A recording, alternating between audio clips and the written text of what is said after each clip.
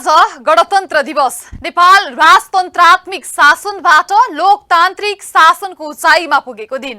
देशको सर्वोच्च पदमा आम जनताको छोराछोरीको पहुँच सुनिश्चित भएको दिन।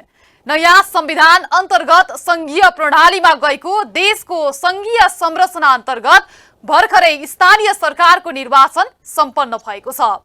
पछिल्लो अनुभवहरूबाट सिक्दै स्थानीय सरकारले कुशलतापूर्वक भूमिका निर्वाह गर्ने अपेक्षा बीच आजै नयाँ आर्थिक वर्षको बजेट पनि आएको छ। नमस्कार, यो न्यूज एट टुडे, म तुलसी अरियाल।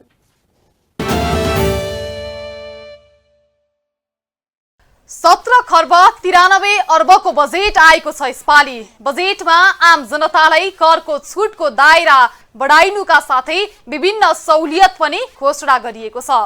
तर प्रत्येक पटक गरिने यस्ता घोषणा कार्यान्वयन नभएको आम गुनासो हुने गरेको छ।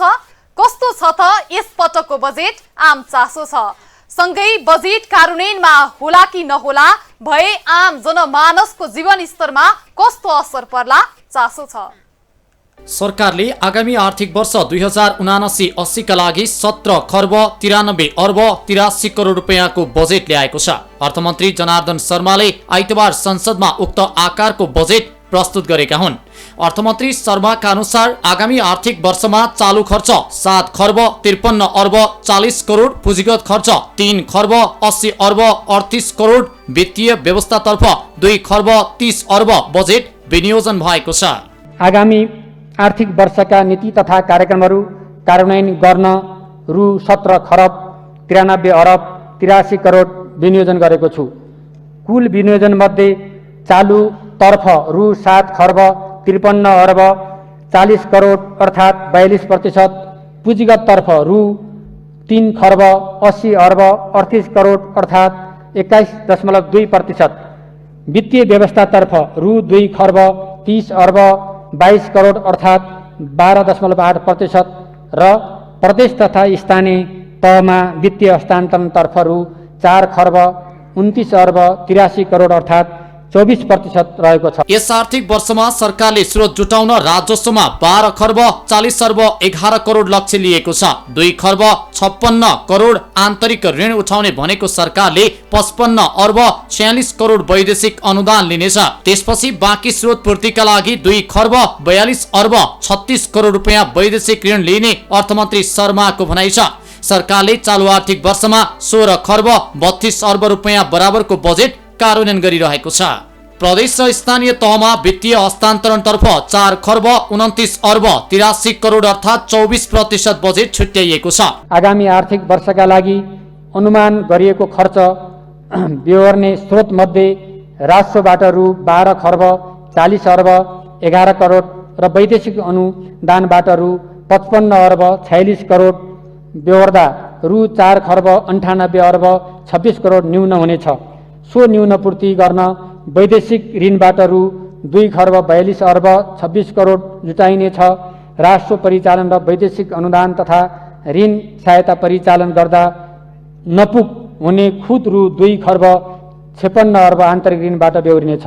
अनुमान गरिएको खर्चको स्रोत बेहोर्न आन्तरिक राजस्वबाट 12.40 वैदेशिक अनुदानबाट 55.11 करोड लिइनेछ। यस्तै वैदेशिक ऋणबाट 2.42 करोड र 2.56 आन्तरिक ऋण गरी कुल 4.98 करोड रुपैयाँ बजेट बराबर ऋण लिइनेछ।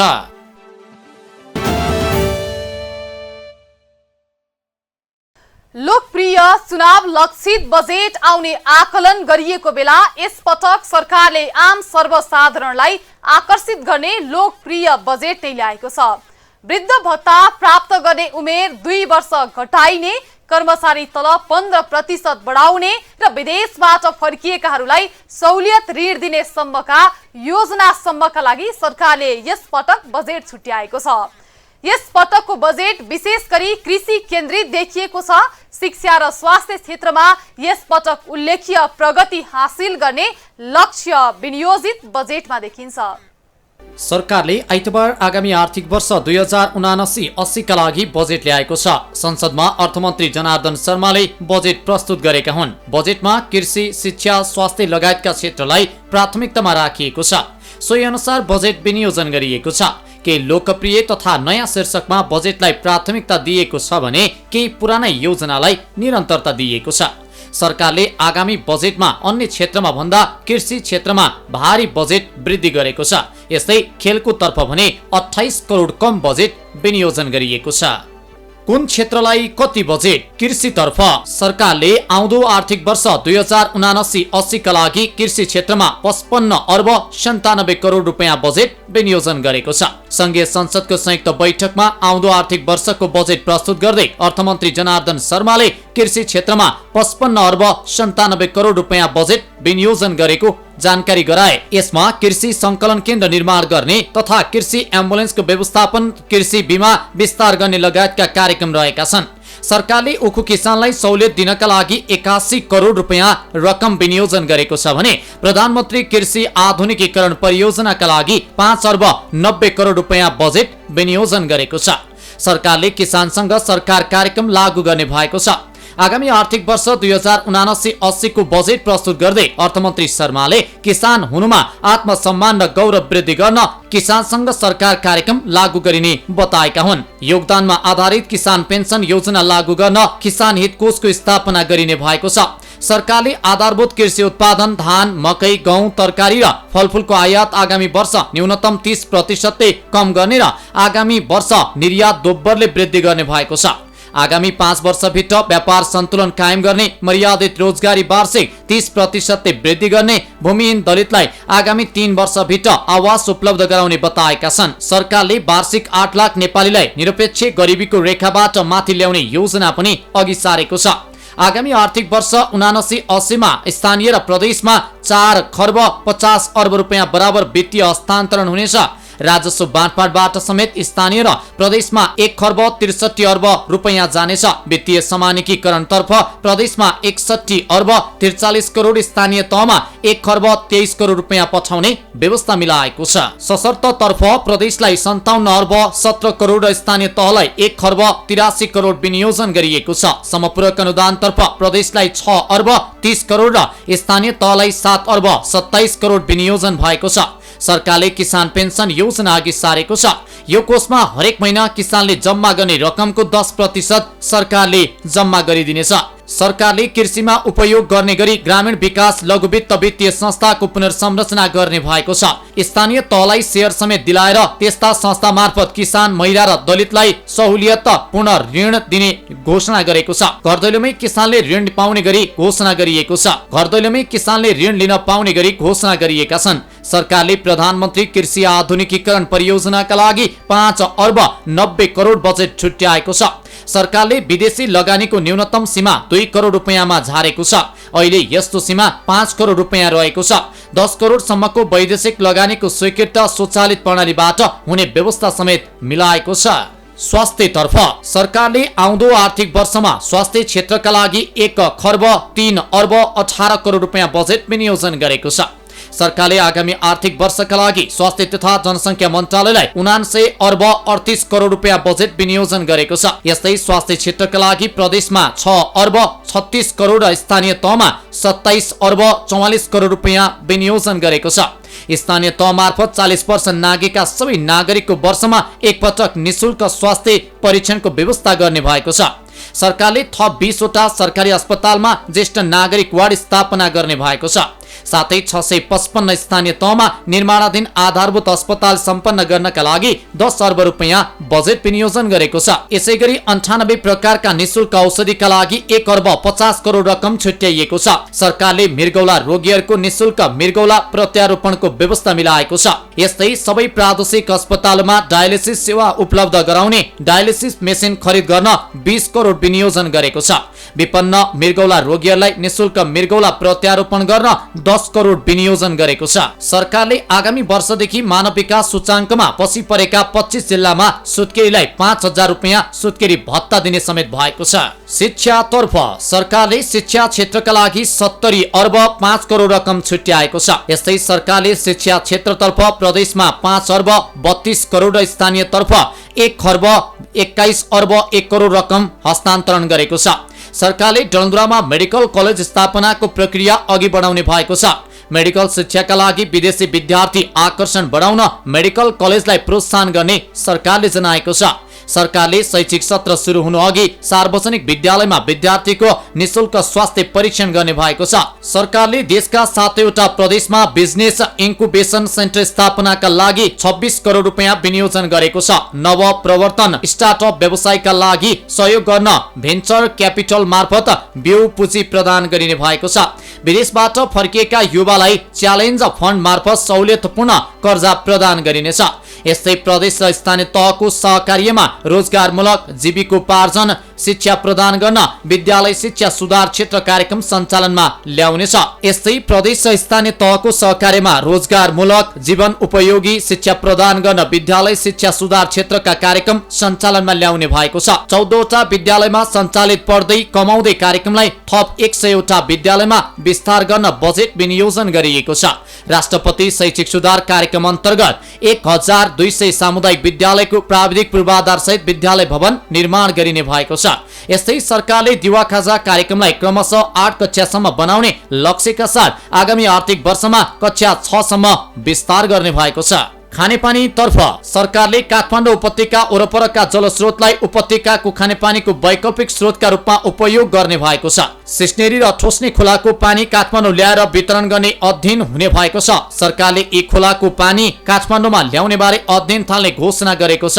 यी बाहेक काठमाडौँ वरपर खानेपानीको स्रोत रहेका ठाउँमा पानी संकलन गर्ने पोखरी निर्माण गर्ने अनि त्यहाँको पानीको सदुपयोग गर्ने घोषणा गरेको छ। साथसाथै ती ठाउँमा जलाधार क्षेत्रको रूपमा विकास गरी पार्क समेत बनाइने बजेट वक्तव्यमा उल्लेख गरिएको छ। सरकारले मेलम्ची खानेपानी विकास समिति र ग्रामीण खानेपानी तथा सरसफाई कोष विकास समिति खारेज गरेको छ। यो सँगै अब मेलम्ची खानेपानी आयोजनाको काम खानेपानी तथा ढल निकास विभागले गर्नुपर्ने भएको छ। सरकारले आगामी आर्थिक वर्षको बजेटबाट चक्रपथ बाहिर पनि मेलम्चीको खानेपानी वितरणका लागि पाइप बिछ्याउन थाल्ने घोषणा गरेको छ। सरकारले यसका लागि 1 अर्ब 92 करोड बजेट छुट्याएको छ। मेलम्ची खानेपानी आयोजनाबाट भरपर्दो पानी पन्थान्तरण गर्ने याङ्गी र लार्के खोलाको पानी ल्याउन काम सुरु गर्ने घोषणा पनि बजेटले गरेको छ। खेलकुद तर्फ सरकारले आगामी आर्थिक वर्षका लागि युवा तथा खेलकुद मन्त्रालयका लागि 2 अर्ब 46 करोड रुपैयाँ बजेट विनियोजन गरेको छ। अर्थमन्त्री शर्माले संसदमा पेश गरेको आगामी आर्थिक वर्षको बजेटमा युवा तथा खेलकुद मन्त्रालयका शीर्षकमा अघिल्लो वर्षको तुलनामा 28 करोड कम बजेट विनियोजन गरिएको हो। एसियाली र ओलम्पिक प्रतियोगिताका पदक विजेता नेपाली खेलाडीका लागि आजीवन मासिक जीवन वृत्तिको प्रबन्ध गरिएको छ। खेलकुद संघलाई दिएको अनुदान वृद्धि गरिएको छ। विद्युत तर्फ सरकारले सबै घरधुरीलाई विद्युत चुलो वितरण गर्ने भएको छ। अर्थमन्त्री जनार्दन शर्माले आइतबार प्रस्तुत गरेको बजेटमा स्थानीय तह मार्फत 1 घर 1 विद्युतीय चुलो अनुदान वितरण गर्ने अभियान चलाइने भएको हो। आगामी आर्थिक वर्ष धुवामुक्त भान्सा अन्तर्गत सुधारिएको चुलो वितरण गर्ने कार्यक्रमलाई समेत निरन्तरता दिने भएको छ। मासिक 10 करोड रुपैयाँ भन्दा बढीको विद्युत खपत गर्ने उद्योगलाई महसुलमा छुट दिने निर्णय गरिएको छ। उद्योगलाई महसुलमा 2 देखि 15% सम्म महसुल छुट दिने व्यवस्था मिलाइएको छ। सरकारले आउँदो आर्थिक वर्षदेखि खाना पकाउने एलपी ग्यासमा दिँदै आएको अनुदान क्रमशः घटाउँदै लैजाने घोषणा गरिएको छ। यातायात तर्फ सरकारले यातायात क्षेत्रमा 1 खर्ब 61 अर्ब 56 करोड रुपैयाँ बजेट विनियोजन गरेको छ। यस्तै सवारी चालक अनुमति पत्र प्रदेश यातायात कार्यालय मार्फत प्रदान गर्ने व्यवस्था मिलाइने भएको छ। विद्युतीय सवारीलाई प्रोत्साहन गर्ने सरकारको योजना छ। सरकारले पूर्व पश्चिम रेलमार्ग सहितको रेलमार्ग आयोजनाका लागि यो वर्ष 6 अर्ब 53 करोड बजेट विनियोजन गरेको छ। सरकारले काठमाडौँ उपत्यकामा 3वटा फ्लाइओभर 2वटा अन्डरपास बनाउने घोषणा समेत गरेको छ। ललितपुरको गारको सादो बाटो र एकान्त कुनामा फ्लाइओभर निर्माण गर्ने घोषणा गरिएको छ भने काठमाडौँको कोठेश्वर तथा नयाँ बानेश्वरमा अन्डरपास बनाउन सुरु गरिने भएको छ। सडकतर्फ सरकारले चितवनलाई केन्द्रमा राखेर 3 द्रुतमार्ग निर्माण गर्ने घोषणा गरेको छ। आइतबार संसदमा आर्थिक वर्षको बजेट प्रस्तुत गर्दै अर्थमन्त्री जनार्दन शर्माले काठमाडौँ र चितवनमा 1 घण्टामा यात्रा गर्न सकिने गरी चन्दागिरी पालुङ्गा चितवन द्रुतमार्ग घोषणा गरेका हुन्। यस्तै निजी क्षेत्रतर्फ चितवन रामपुर बुटवल र चितवन रामपुर पोखरा द्रुतमार्ग बनाउनका लगानी बोर्ड मार्फत प्रक्रिया थाल्ने पनि बजेटमा उल्लेख छ। सरकारले नेपाललाई सडक मानव मुक्त राष्ट्र बनाउने घोषणा पनि गरेको छ। सरकारले नेपाललाई सडक मानव मुक्त राष्ट्र बनाउने उद्देश्य लिएको छ। सडक बालबालिका तथा सडक मानव मुक्त बनाएर नेपाललाई सडक मानव मुक्त राष्ट्र बनाउनेमा रकम विनियोजन गरिएको छ। अन्य क्षेत्रतर्फ सरकारले वृद्ध भत्ता पाउने उमेर हद पनि घटाएको छ। हाल 70 वर्ष माथिका ज्येष्ठ नागरिकले पाउनेमा आगामी आर्थिक वर्षदेखि 68 वर्षबाटै सामाजिक सुरक्षा भत्ता पाइने भएको हो। भत्ता लिन नचाहने लाभग्राहीलाई सरकारले सम्मान गर्नेछ। सरकारले आगामी बजेटमा कर्मचारीको तलब समेत बढाएको छ। आगामी आर्थिक वर्षको बजेटमा कर्मचारीको तलब 15% ले बढाइएको हो। यस्तै सरकारले आगामी आर्थिक वर्षमा 10 लाख पर्यटक भेट्टाउने लक्ष्य पनि सार्वजनिक गरेको छ। दिगो विकास तथा वातावरण संरक्षणमा ध्यान दिई उच्च मूल्यका पर्यटक भेट्टाउने समेत बजेटमा उल्लेख छ। सरकारले औद्योगिक पूर्वाधारका लागि 3 अर्ब 89 करोड बजेट विनियोजन गरेको छ। उच्च निर्यात सम्भावना भएका वस्तुहरू सिमेन्ट, स्टिल, फुटवेयर एकमुष्ट रूपमा 8% सम्म नगद अनुदान दिने भएको छ। सरकारले निजगढ विमानस्थललाई बजेटमा समेटेको छ। निजगढ विमानस्थलको ढाँचा निर्माण गरी लगानी बोर्डबाट आयोजना विकास कार्य अगाडि बढाउने योजना बजेट मार्फत सार्वजनिक गरेका छन्। गौतम बुद्ध र पोखरा विमानस्थललाई पूर्ण रूपमा सञ्चालनमा ल्याउने घोषणा समेत अर्थमन्त्रीले गरेका छन्। सरकारले 3 वर्षभित्र सबै भूमिहीन दलितलाई आवास उपलब्ध गराउनेछ। सरकारले राष्ट्रपति चुरे संरक्षण कार्यक्रमका लागि 2 अर्ब 17 करोड रुपियाँ बजेट विनियोजन गरेको छ। यस्तै सरकारले न्यून आय भएका गरिब परिवारका लागि सहुलियत पसल सञ्चालन गर्ने भएको छ। आगामी आर्थिक वर्षको बजेट प्रस्तुत गर्दै अर्थमन्त्री शर्माले हरेक स्थानीय तहमा सुपथ मूल्यको पसल सञ्चालन गर्ने बताएका छन्। सरकारले प्रत्येक वर्ष 2 लाख सूचीकृत बेरोजगारीलाई रोजगारी दिने भएको छ। यस्तै प्रधानमन्त्री रोजगार कार्यक्रमको ढाँचा परिवर्तन गरी स्थानीय तहको सहकार्यमा खेतीयोग्य बाँझो जमिन पहिचान गरी रोजगार केन्द्रमा सूचीकृत बेरोजगारलाई कृषि उत्पादन केन्द्रमा रोजगारी प्रदान गरिने भएको छ।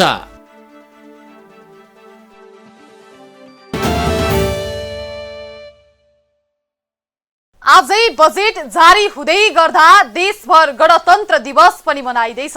राजतन्त्रात्मक शासन प्रणालीबाट देशको उच्चतम कार्यकारी भूमिकामा आम सर्वसाधारणको पनि पहुँचको व्यवस्था भएको गणतन्त्र थप विकसित र सुदृढ गर्दै जानुपर्ने आवश्यकता देखिएको छ।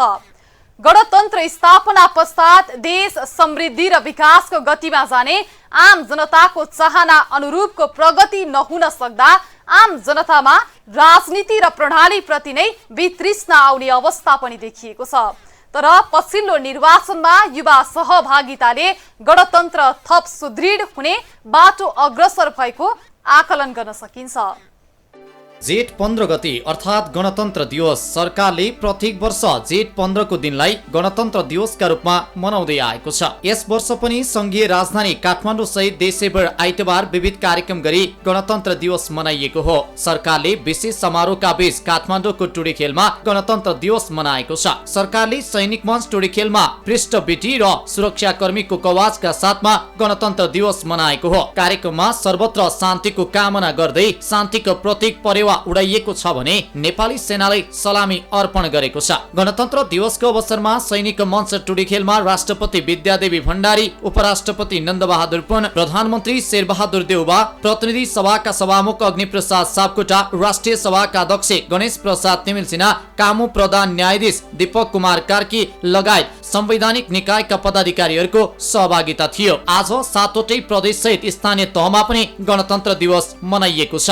जेठ 15 नयाँ युगान्तकारी ऐतिहासिक दिन हो। सामन्ती सत्ताको सामूल नष्ट भई नयाँ राज्य व्यवस्थाको उषा किरण छाएको दिन हो। जनताको रगत र पसिनाको बलमा जनताको शासन सत्ता स्थापनाको प्रादुर्भाव भएको परिघटना हो। हिंसात्मक विद्रोह र पुरातन संसदीय प्रणालीको विघटन गर्दै नयाँ राजनैतिक प्रणालीको संघोष गरेको तिथि हो। जनताको रगत र पसिनाबाट जन्मिएको संघीय गणतन्त्र 14 वर्ष पूरा भई 15 वर्षमा प्रवेश गर्दै गर्दा व्यवस्थामाथि प्रश्न उठ्न थालेका छन्। राजनैतिक नेतृत्वमा मौलाउँदै गएको पद र प्रतिष्ठाको स्वार्थले गणतन्त्र प्रति असन्तुष्टिहरू बाक्लिँदै गएका छन्। 14 वर्ष पूरा गरेको यो गणतन्त्र सजिलै स्थापना भएको होइन। हजारौं शहीदहरूको रक्तरजित धरतीको गर्भबाट जन्मिएको व्यवस्था हो। सडकमा किचिएका, हेपिएका, थिचिएका दमितहरूको विद्रोहको संयोगबाट सृजित संघीय गणतन्त्र हो। संघीय गणतन्त्र कुनै शासक वा नेताको सनकको बलमा स्थापना भएको होइन। हजारौं योद्धाहरूको थोपा थोपा पसिनाको संगम हो। 250 वर्षीय सामन्ती सत्ताको सामूल नष्ट गर्दै गरी खानेहरूको सत्ता स्थापना गर्ने नयाँ योगिनी परिघटना हो। हिंसात्मक आन्दोलनको अवतरण सँगै परम्परावादी संसदीय व्यवस्थाको विघटन पनि हो। नेपाली समाजमा हजारौं वर्षदेखिको पुरातन र सामन्ती सोच र दृष्टिकोणहरूको आर्यघात पनि हो।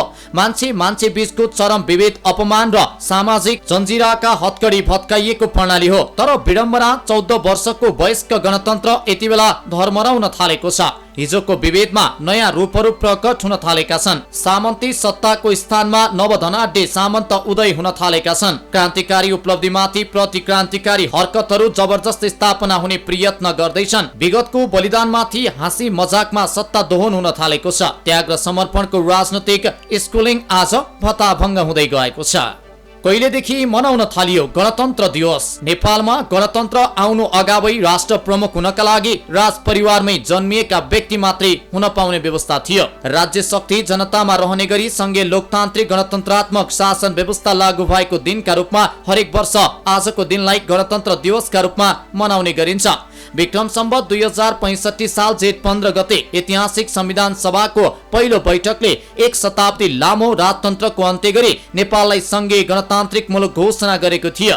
जनआन्दोलन 2062-63 को जगमा भएको निर्वाचनबाट गठित संविधान सभाको पहिलो बैठकले 2065 साल जेठ 15 गते नेपाललाई संघीय लोकतान्त्रिक गणतन्त्र घोषणा गरेको थियो। 238 वर्ष लामो शाह वंश राज परम्पराको अन्त्यको घोषणा भएको उक्त दिनलाई प्रत्येक वर्ष गणतन्त्र दिवसका रूपमा मनाउन थालिएको छ।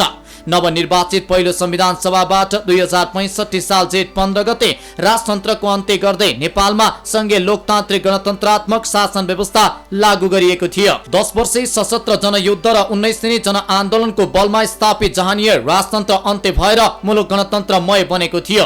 यही ऐतिहासिक दिनको सम्मान स्वरूप हरेक वर्षको ज्येष्ठ 15 गते नेपालले आफ्नै गणतन्त्र दिवस मनाउँदछ। जेठ 15 गतेको यसै ऐतिहासिक दिनको सम्मान स्वरूप सरकारले आज सार्वजनिक बिदा दिएर यसलाई सम्मान, गौरव र लोकतान्त्रिक गणतन्त्रात्मक मुलुकको उपलब्धिलाई उत्सवका रूपमा सारा नेपालीले मनाउने गर्दछन्। गणतन्त्र दिवसलाई जनता सार्वभौम भएको सुखद र उल्लासमय दिनका रूपमा मनाइन्छ। विकास र समृद्धिका अनुपम सपना साकारका लागि बलिदान जनताले नै गरेका हुन्। तर संघीय निर्वाचनपछि राजनैतिक झगडाले रगतको गर्भबाट जन्मिएको गणतन्त्र धर्मराउन थालेको छ। शासन सत्तामा भइरहेको हाँसी मजाकको विद्रूप प्रवृत्तिले बलिदानको मूल्यमाथि धावा बोल्न थालेको छ। रगत बगाउनेहरू यति बेला खाडीमा तप तप पसिना चुहाउँदैछन्। बेरोजगारको आगोले खाडी पुगेका युवा बाकसमा फर्किन बाध्य छन्। तर शासन सत्तामा भइरहेको भद्रगोल प्रवृत्तिले वयस्क गणतन्त्रलाई थिलथिलो पार्न थालेको छ।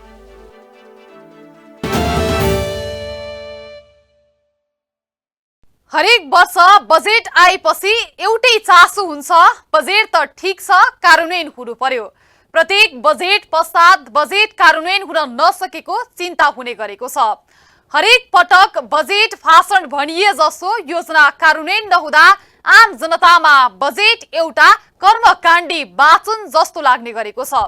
तर पनि आम सर्वसाधारण यस पटक त बजेट घोषणा भए जस्तै कार्यान्वयन होला भन्ने अपेक्षा बाहेक अरू के नै गर्न सक्छन् र। हवस् त, न्युज टुडे आजलाई यति नै। हामी सबै बिदा हुन्छौँ। नमस्ते।